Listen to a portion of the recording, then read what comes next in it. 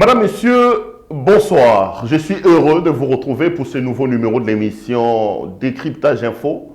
Ce magazine qui traite des questions d'analyse et d'interprétation des grandes questions majeures d'actualité que nous avons lancées ici à CPL Télévision. Décrit Info, le slogan le dit, c'est le tempo de l'actualité selon notre feeling. Nous prenons des questions majeures d'actualité politique mais également sociale. Nous les mettons sur la table et nous en débattons. J'aime les dire, et souvent je le répète, que je ne suis pas un prophète pour que ce que j'ai dit ici soit considéré comme étant une parole d'évangile et que vous, chez vous, vous êtes obligé de dire oui et amen. Nous exposons nos arguments et ce que nous disons ici aux étangs pris de vos critiques parce que nous pensons que du choc d'idées, la lumière finit toujours par jaillir. Merci à vous de la confiance que vous accordez à cette chaîne YouTube. Merci à vous de continuer à liker nos vidéos, à partager. J'ai regardé que vous continuez à vous abonner très massivement. Ça nous fait énormément plaisir.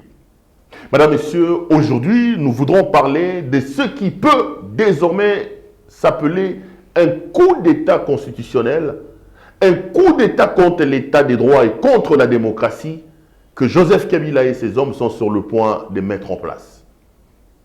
Kabila prépare un véritable coup pour tordre la tête à notre jeune démocratie. Et dans le rang de l'assassin principal, de l'exécutant de ces projets macabres pour tordre le cou à notre démocratie, se trouve un certain Aubin Minaku Njalandjoku avec son collègue du PPRD, Gary Sakata. Vous avez peut-être suivi l'actualité, ces deux députés nationaux membre du PPRD, du FCC qui a dirigé le pays pendant 18 ans avec des événements douloureux et des tristes mémoires, ont décidé comme ça de pouvoir déposer 3 projets de loi au fin de réformer l'appareil judiciaire de la République démocratique du Congo. Mais cette idée saugrenue que Minaku défend en disant l'objectif est plutôt d'apporter un vent nouveau au niveau de la magistrature est en réalité un véritable recul de la démocratie et surtout un assassinat contre le principe de l'indépendance de la justice consacré par la Constitution de la République démocratique du Congo. Je vais les démontrer au travers des lignes de cette émission. On parlera donc aujourd'hui de ce projet de loi, ces 3 projets de loi que Minaku et Gary Sakata ont amenés à l'Assemblée nationale. Nous développerons ça. Mais de quoi s'agit-il exactement? Je préfère vous donner des éléments. On reste dans les faits avant de pouvoir commenter. Mais bien avant, j'ai vu, bon, je vous donne d'abord les éléments et puis on va essayer de discuter. En fait, Aubin Minaku Njalandjoku, ancien président de l'Assemblée nationale lors de la dernière législature, s'est associé avec un autre député du FCC, de Joseph Kabila, pour faire 3 propositions de loi.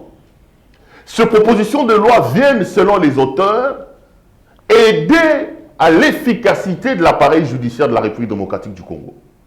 Mais le projet Minaku, en réalité, lorsque vous scrutez, lorsque vous creusez en profondeur, vous vous rendez compte qu'Aubin Minaku a véritablement un revolver et qu'il est sur le point d'appuyer sur la détente au fin d'assassiner l'état des droits, d'assassiner l'indépendance de la magistrature en RDC.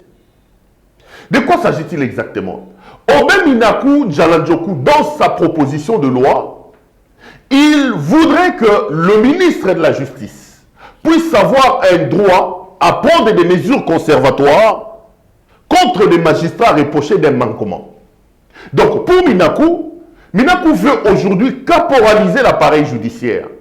Minaku veut au-dessus du Conseil supérieur de la magistrature, au-dessus des juges et des magistrats, il veut donner un pouvoir extraordinaire au ministre de la Justice. Je suis dans les faits, j'interpréterai le comportement de Minaku et ce qu'il veut exactement lorsque je vais aborder la question des commentaires. Donc, le projet de loi de Minaku offre au ministre de la Justice le droit de prendre des mesures conservatoires contre un magistrat, contre un juge, au cas où le ministre de la Justice pensait que ce magistrat-là a eu des manquements par rapport à l'exercice de son travail. Mais ceci viole la loi, notamment l'article 152 de la Constitution de la République démocratique du Congo. Parce que cette prérogative-là, à l'heure actuelle, est accordée au seul Conseil supérieur de la magistrature. Le constituant pensait que le pouvoir judiciaire étant un pouvoir indépendant des autres pouvoirs, parce que vous le savez, dans la composition traditionnelle d'un État, vous avez les pouvoirs exécutifs, représentés dans le cas de la RDC par le président de la République avec le gouvernement. Vous avez le pouvoir législatif avec le Parlement. Nous, dans notre système, nous avons un Parlement bicaméral, d'ailleurs, qui nous bouffe énormément d'argent pour rien. Il faut à un moment donné, à mon point de vue, qu'on fasse comme les Sénégal. Moi, je me suis toujours posé la question sur la bicaméral, je ne sais pas si ça s'est dit, sur un Parlement bicaméral. Je ne vois pas pourquoi aujourd'hui, par exemple, les lois qui sont votées à l'Assemblée nationale doivent absolument être retraitées en deuxième lecture au Sénat. Les Sénégalais se sont rendus compte que cette façon de faire les choses touchait tellement à la caisse de l'État qu'il fallait absolument reformer la loi. Et aujourd'hui, au Sénégal, il n'y a plus de Sénat. Donc, nous avons le pouvoir exécutif, nous avons le pouvoir législatif, dans le cas d'espèce au Congo, le Parlement, donc le Sénat et l'Assemblée nationale. Et enfin, vous avez le pouvoir judiciaire qui doit jouir d'une certaine indépendance par rapport aux citoyens d'un État, mais aussi et surtout par rapport aux autres institutions. Mais le premier point majeur de la loi de Minakou, Minakou fait du ministre de la Justice un super-homme au-dessus du Conseil supérieur de la magistrature, au point où le projet de loi Minakou octroie au ministre de la Justice la possibilité de prendre des mesures conservatoires contre un magistrat. Donc, le ministre de la Justice peut aujourd'hui se dire, ce magistrat se comporte mal, j'ai décelé un manquement dans son chef, je prends des mesures conservatoires contre lui. Du coup, le ministre, lui, a le pouvoir de sanctionner au détriment du Conseil supérieur de la magistrature un magistrat. Deuxième élément, Minakou donne la possibilité au ministre de la Justice de pouvoir désigner provisoirement des magistrats. Donc, si la loi Minakou, qui est une loi assassine contre la République démocratique du Congo, qui est une loi qui vient flanquer une balle sur la tête de l'état des droits et de l'indépendance de la justice passée, nous pouvons avoir un ministre de la Justice qui peut, de lui-même, provisoirement, désigner des magistrats. Ce qui n'est pas normal, c'est que pour le moment, c'est une prérogative exclusivement reconnue au président de la République, parce que les magistrats sont nommés sur ordonnance présidentielle. Minakou propose la création de ce qu'il appelle la conférence des procureurs. Une fois l'an ou deux fois l'an, le projet de Minakou stipule que nous devons retrouver une structure au niveau de l'appareil judiciaire qu'on appelle la conférence des procureurs. L'idée de Minakou est simple. Minakou dit qu'il faut qu'à un moment donné, autour du ministre de Justice, qu'il y ait cette conférence-là des procureurs qui doit réfléchir sur l'évolution du système et de l'appareil judiciaire en République démocratique du Congo. Donc désormais, une ou deux fois l'an, le ministre de la Justice peut convoquer une conférence des procureurs. Dans la tête de Minakou, cette conférence des procureurs aura pour objectif de pouvoir réfléchir sur la politique judiciaire à mener en RDC. Mais là aussi, il y a une véritable tricherie, parce qu'en réalité, au regard de ce que Minakou fait, la conférence des procureurs n'aura pas un mot à dire dès lors que les magistrats sont sous la coupole de monsieur le ministre de la Justice. La politique qui sera mise en branle, ça sera la politique du ministre de la Justice et non pas des techniciens des droits. Parce qu'à ce moment-là, les techniciens des droits savent qu'ils ont une épée de Damoclès sur leur tête et qu'en s'opposant au ministre, le ministre peut prendre des mesures conservatoires contre eux, le ministre peut même nommer d'autres magistrats provisoires, le ministre peut sanctionner. Donc le ministre a le droit d'exercer la discipline sur le magistrat.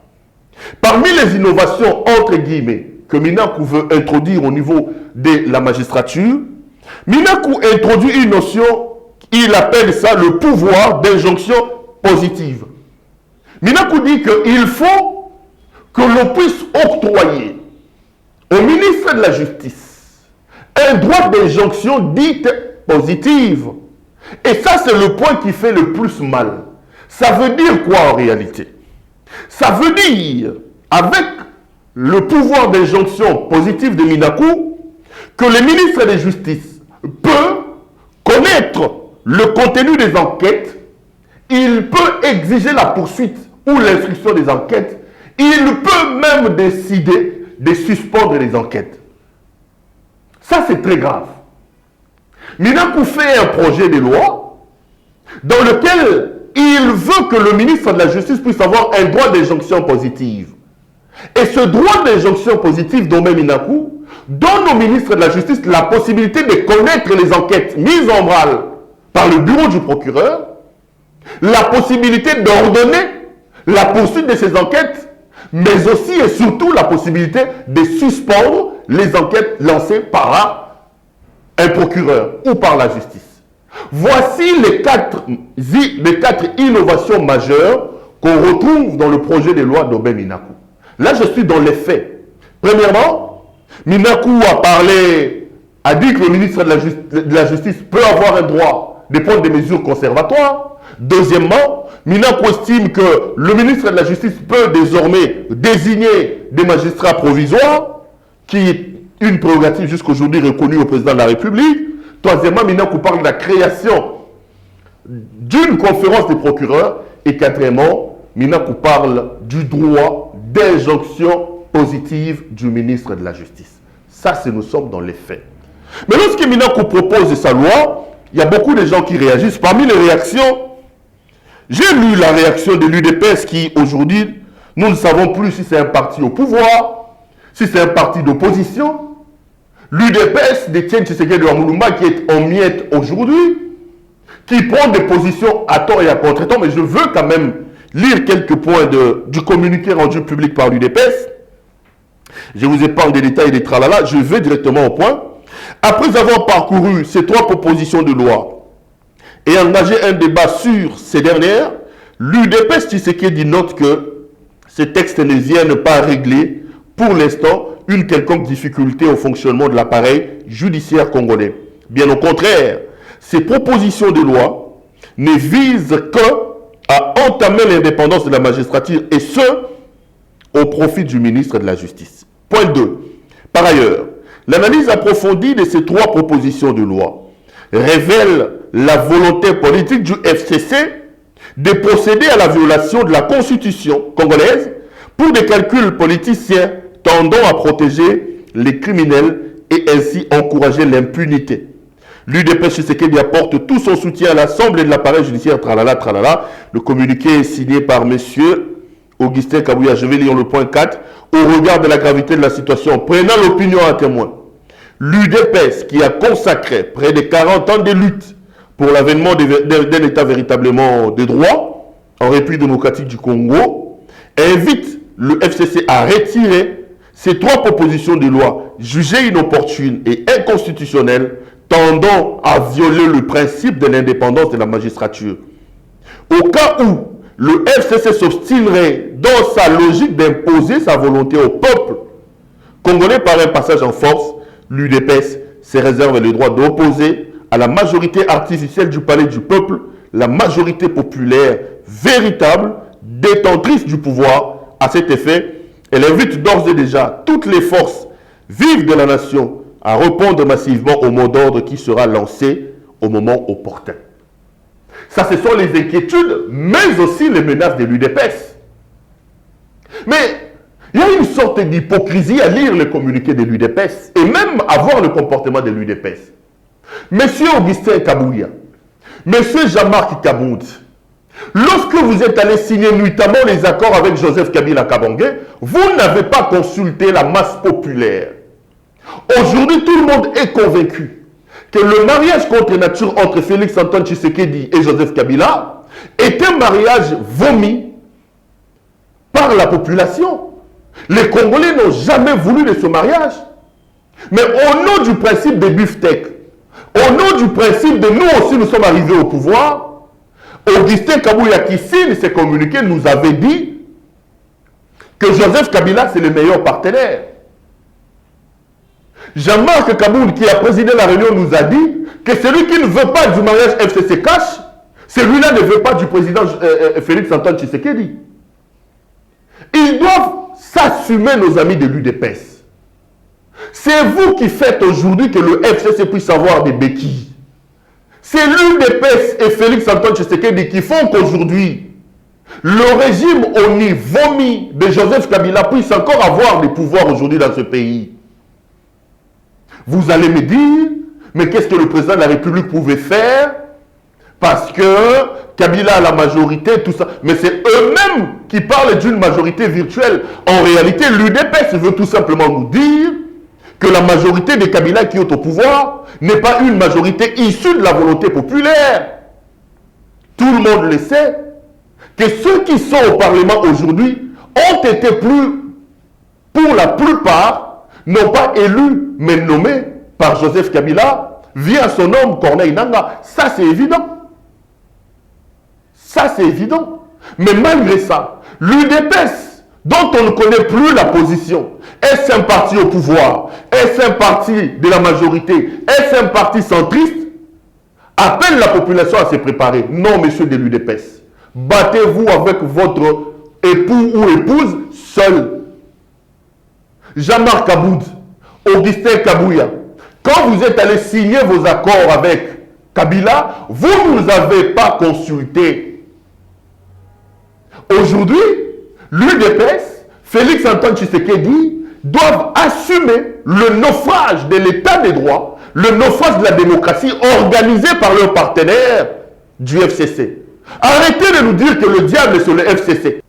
Ils se disent que si la justice peut devenir aujourd'hui indépendante, si la justice peut poursuivre un homme, un directeur de cabinet comme Vital Kamerhe, un allié du président de la République et même le condamner, ils se disent aujourd'hui c'est Kamerhe, demain ça peut être Yuma, après-demain ça sera Matata, après Matata ça peut être Joseph Kabila lui-même.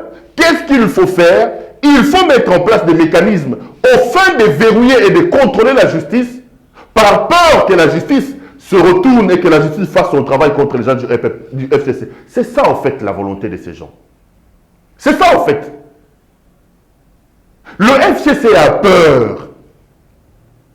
Bandeko, Kabila en 18 ans, si on doit ouvrir les placards, t'as là-bas dossier à son mon anzo toi Kabila. Je l'ai dit hier.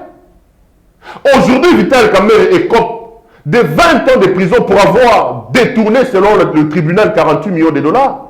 Mais où sont les 200 millions de dollars de la GECAMIN? Nous étions avec vous ici. Nous étions ici avec vous. Yuma, Albert Yuma, un bras droit de Joseph Kabila, a été cité dans l'affaire de 200 millions. On nous a dit ici que le parquet a ouvert un dossier. Mais depuis que Chadar, l'homme de coup sur coup, l'homme de Sogi Moutafingo, Maman Naïzong, Maman Nayo, a menacé la République en nous disant si vous touchez à Yuma, on va paralyser le pays. On n'en parlait plus. Bukangalonzo, le gars, Kabila est allé monter sur des tracteurs avec Matata Ponyo à Bukangalonzo. Plus de 200 millions de dollars américains. Aucun Congolais n'a eu droit à avoir ne fût-ce qu'un grain de maïs de Bukangalonzo sur ta table. Où est parti cet argent-là? Aujourd'hui, la justice peut demander des comptes à Matata Ponyo. Ils ont sorti 200 millions, plus de 200 millions de la République démocratique du Congo qui sont allés jeter dans cette affaire de Bukangalonzo. Encore faut-il démontrer s'ils l'ont jeté ou s'ils ne se l'ont pas partagé. Parce que dans l'histoire du monde, c'est la première fois dans un pays comme le Congo que quelqu'un règne plus de 4 ans comme Premier ministre, je parle d'Augustin Matata Ponyo, au sortir de son mandat à la primature. Pas d'école, pas d'université, mais aujourd'hui lui-même à Kindu, il a la plus belle école du pays. La plus belle université, c'est un bien privé de Matata Ponyo. Mais monsieur Matata, vous avez géré notre argent. Quelle université vous avez construite pour la République? Quelle école vous avez laissée pour la République? Si la justice est véritablement juste, des gens comme les Matata Ponyo doivent nous rendre de compte. Et Kabila a peur de ça. Le FCC a peur de ça. Ils ont tellement de dossiers noirs dans le placard qu'ils savent qu'aujourd'hui, si nous laissons la justice indépendante faire son travail, on sera systématiquement inquiété. L'objectif est simple. L'objectif, c'est de faire que, comme ils ont un ministre de la justice, M. Tundaya Kasende, et vous connaissez les gens de la Kabylie, comment ils vont s'incliner à Kingakati. Ils ont établi un homme, ils lui ont donné le pouvoir d'un Dieu, l'autorité morale. Un ministre ne peut pas ouvrir sa bouche lorsque l'autorité morale a parlé. Ils savent qu'en adoptant cette loi, si la justice ouvrait un dossier contre un de leurs membres, l'autorité morale peut ordonner au ministre de la Justice de pouvoir suspendre les enquêtes. C'est ça l'objectif. C'est ça l'objectif. Ils veulent tout simplement, les amis, assassiner l'indépendance de notre justice. Ces gens du FCC ne nous aiment pas. Ils ne nous ont jamais aimés. La Kabylie a détruit ce pays pendant 18 ans et elle continue. Je veux bien que l'UDPS fasse des bruits, mais qu'est-ce que le président de la République, allié de Joseph Kabila, dit de ce que le FCC veut faire? Le FCC tient à se protéger, les amis. Si le projet de Minakou Njalandjoku passait, nous aurons une justice aux ordres. Ils veulent protéger leur empire acquis de manière indue. Ils nous ont pillés, ils nous ont fait du mal. Ils sont inquiétés, ils sont inquiets, les amis. Il faut aujourd'hui trouver des stratégies pour se protéger. C'est exactement ce que Minakou fait. Minakou, c'est un homme de laboratoire. Il a longtemps travaillé dans les laboratoires d'Augustin Katumba Mwanké. Au-delà de cet objectif de protection, il veut exprimer sa loyauté et sa fidélité à Kabila. Parce que l'objectif de Minakou aujourd'hui, Minakou s'était déjà mis dans la casquette, dans la peau, d'abord, du candidat du FCC, du successeur de Joseph Kabila. Rappelez-vous que des stratégies étaient déjà montées. Parce que l'homme croyait que c'est lui qui sera le candidat. Lorsqu'il rate la candidature à la présidence de la République, il a visé l'Assemblée, l'exécutif, donc le gouvernement. Tout le monde parlait d'un Minakou. Malheureusement, l'autorité morale a sorti de son chapeau Ilunga Ilunkamba. Alors, il faut multiplier des stratégies pour montrer sa loyauté à l'autorité morale et continuer à l'orner sur le poste du Premier ministre.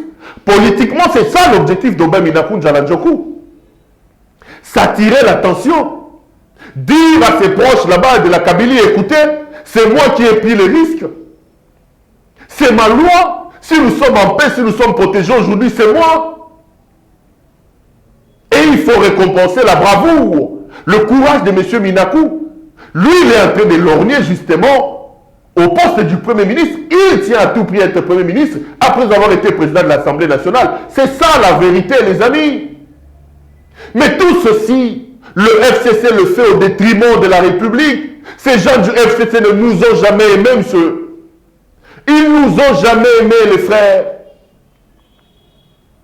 Aujourd'hui, Joseph Kabila veut caporaliser notre appareil judiciaire. Veut caporaliser tout simplement notre appareil judiciaire. L'objectif est clair, pas placer au-dessus de la justice un ministre de la Justice qui répond aux ordres et qui peut arrêter la machine judiciaire au cas où elle s'enclencherait contre les gens du FCC. Aubin Minakou Njalandjoku, Joseph Kabila ou les gens de la Kabylie, rassurez-vous, si vous échappez à la justice de ce monde, mais la justice de Dieu existe, les amis. La justice de Dieu existe.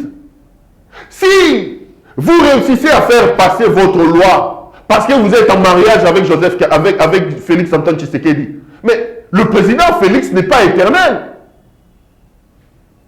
Il passera, un autre viendra. Monsieur le président de la République, j'aime vous parler en face, monsieur le président.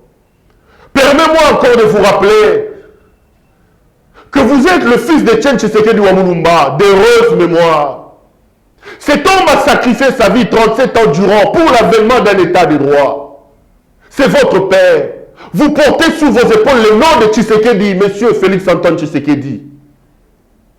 Si vous permettez ce genre de choses, si ces choses arrivent dans notre République, vous empêcherez à votre père de dormir en paix. Il ne sera pas fier de vous, monsieur le président de la République.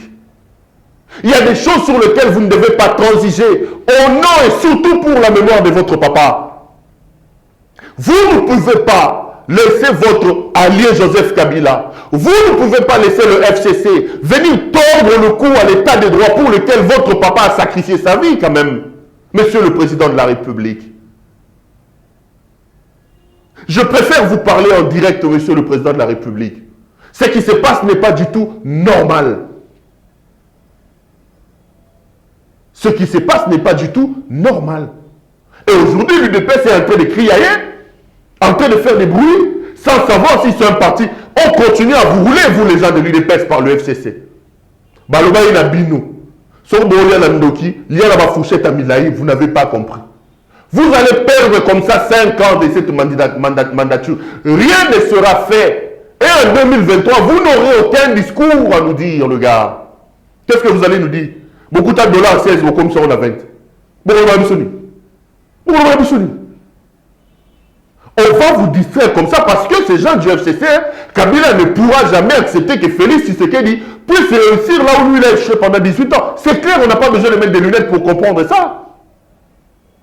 On n'a pas besoin de lunettes. Et aujourd'hui, la peur fait que Obama Minakou Njalandjoku sorte de son chapeau cette loi assassine contre l'indépendance de la justice et contre l'état des droits. Bandeko, ça c'était un projet maléfique, un projet diabolique, un projet antidémocratique qui vient pour faire reculer notre appareil judiciaire. Il faut que les bons esprits se lèvent. Il faut absolument que les Congolais épris de paix qui aiment ce pays se lèvent pour dire non à Joseph Kabila, pour dire non à Obama Minakou Njalandjoku. Pour dire non. Ces gens n'ont jamais aimé ce pays. Ils n'ont jamais aimé ce pays. Et la preuve, elle est là avec cette loi. Ils veulent caporaliser l'appareil judiciaire pour se mettre à l'abri de toute éventuelle poursuite judiciaire. C'est ça l'objectif. Mais rassurez-vous les gars, vous pouvez bien fuir la justice de ce monde, mais vous allez être rattrapés par la justice de Dieu. Vous pouvez, au nom des accords contre nature que vous avez signés pour être là, être mis à l'abri pendant les 5 ans ou même les 10 ans de mandat du président Félix. Mais un autre Congolais viendra. Moi, je veux attirer l'attention du président de la République en lui reposant la question que mon frère et ami Christian Bossembe lui a posée. Christian lui a dit, Monsieur le Président, comme à l'époque de Jean-Baptiste, il a demandé à ses apôtres d'aller dire, de poser la question à Christ, si c'est lui qui devait venir ou nous devons attendre un autre. Monsieur le Président de la République, j'ai fait mienne cette question de Christian Bossembe. Est-ce que vous êtes celui qui devait venir ou devons-nous attendre un autre? Monsieur le Président de la République, cette loi est une loi assassine contre l'état des droits pour lequel votre père s'est battu pendant 37 ans. Monsieur le Président de la République, Félix Antoine Tshisekedi Tshilombo, êtes-vous celui qui devait venir ou devons-nous attendre un autre? Si cette loi passe, je suis sûr et certain que le père de la démocratie congolaise, M. Etienne Tshisekedi Wamulumba d'heureuse mémoire, va se retourner dans sa tombe et va se dire qu'est-ce qu'il arrive dans ce pays. Chers Congolais, lèvons-nous, battons-nous pour sauver ce pays.